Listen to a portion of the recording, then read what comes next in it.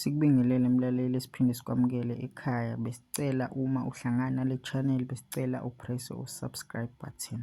Besicela i-support yakho, akuthathi ngisho isikhathi eside, ave kulula ukupressa u-subscribe, angimoshi ngisho isikhathi sakho, awulahlekelwa nayilutho. Esiza nazo ngomlaleli zithi sichithiwe enkantolo isicelo samalungu angu-10 e-MK axoshwe ePhalamende.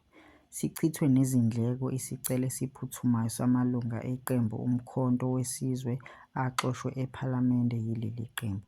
La malungu angu-10 aya eNkantolo eNkulu yase-Western Cape efuna kumiswe ukufungiswa kwamalungu amasha ezikhundleni zawo.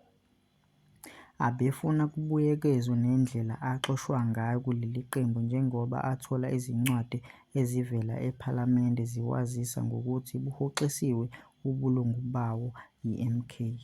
Esinqumweni esikhishwe yinkantolo ngoMsombuluko kuvele ukuthi isicelo esiphuthumayo salamalungu sichithwe nezindleko.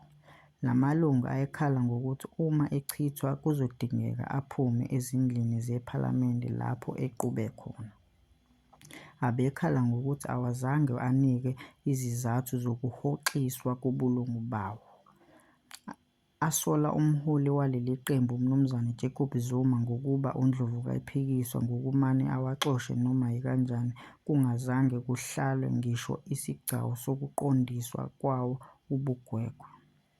Phambilini uZuma ubelokhu ekuveza ukuthi bazolokhu behosha laba abangafanele ukuba sePhalamende.